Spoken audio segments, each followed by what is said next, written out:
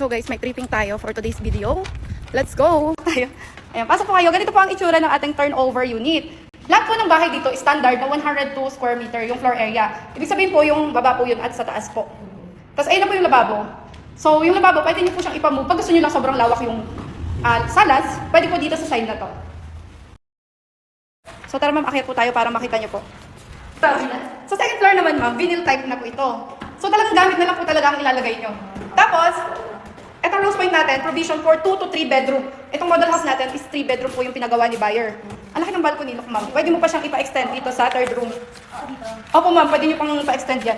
So yung buyer, gusto niya, yan lang yung room. Opo, meron na may-ari. So ayan, ang laki ng balcony. So kayo na rin ang mag-aayos. Opo, halimbawa, nag-ano ka dito ma'am, nag-reserve.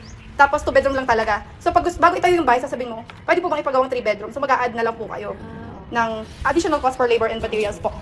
So, ang kagandahan po dito ma'am, may CR na sa second floor. Ayan, may CR na, nakatiles na din, may shower. At ito yung second room. Ang laki. Oo, kasi sa ibang close talaga. So pinagawang third room ng owner. Kasi ito yung natin, parang master's bedroom, mas malaki po siya. Pasok po, ayun. Ayun, yung master's bedroom natin. Picturean nyo din po para maipakita nyo po sa parents, no? Tapos magaganda dito, ang water natin is lagoon water, so mabango, maputi. Kakaputi ng skin at mga damit natin, lalo na sa puti. At included na po yan sa 5.8. Okay. Opo. Upgrade na lang pagka gusto yung magpalit. Yes po. More on letter request na lang po sa developer kapag ipapa-upgrade nyo na, papalagay nyo ng bakod, tapos babaguhin yung balcony or gusto nyo magpa-extension ng kung. Nag-pressure ka, doon ba lang gagawin?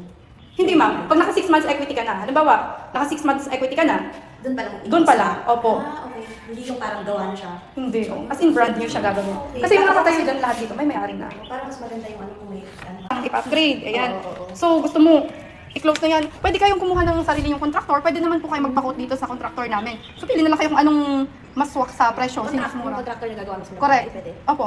Pwede yung contractor. Basta laging may letter lang po yan kung anong gagawin sa bahay. Opo. I-approve naman nila yan kung goods ba or hindi. Laging may letter. Ito po ay single attached with 2 bath, toilet and bath nga. Tapos with 1 carport. Tapos complete na siya. Gamit na lang talaga. Tapos, hindi naman binabaha dito sa loob, kung itatanong nyo. Pero dyan sa labasan, lagi, taga dito ka. Sabi ng mga residents na dito nakapag-move in, maganda dito kasi in case na super typhoon, sa labas lang naman talaga. Kahit saan dito Santa Rosa, di ba? Pero dito daw sa property nila, sa bahay nila, never naman daw pumasok yung water. Hindi kasi siya masyadong pansinin natin. So eto ma'am, ang regular cut natin is 80 no? Yung sinasabi ko yung floor area 102, 5.8 yung ating selling contract price.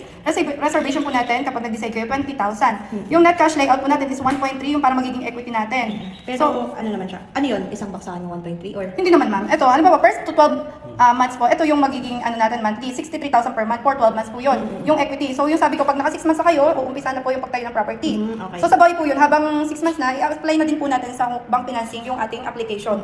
So mas prepared natin bank financing no, kasi mas malaki yung kayang ibigay ng bangko. So pag 13 to 24 months, yun yung processing fee, mas magiging mababa So na ito po yan. pwede namin siya ibang financing? Ito na po yun, yung magiging estimate loan po natin, yung matitira sa 5.8. Ito na yung estimate for 20 years, 42,000 plus yung ating monthly for 20 years. Kaya lang po, ang gross monthly income natin is at least 170,000 per month. So kaya naman, may business naman, di ba? Ipon sila ng sakit. Pwede po. So andito tayo ma'am. Ito dito kayo pumasok kay guardhouse. Okay. Tapos andito tayo sa 115. Ito yun, yung corner. Ito yung kanina hindi ko nabuksan. Dito tayo sa pangatlo sa 5. 109 yung lote nun. So yung 80 po malaki pa rin. Kung imagine. Iba pala siya. Iba-iba. Kaya lang mga reserve na. Available na lang natin is 80 square meter. Yan. Tapos dito yung guardhouse. Ito yung harap natin, yung ating lot. Pero ano po yan? Wala na. So meron pa po tayong dalawang sunrise. Yung nandyan. Tapos yung mga nandito. So bigyan ko kayo para sa LOI. Bye ma'am!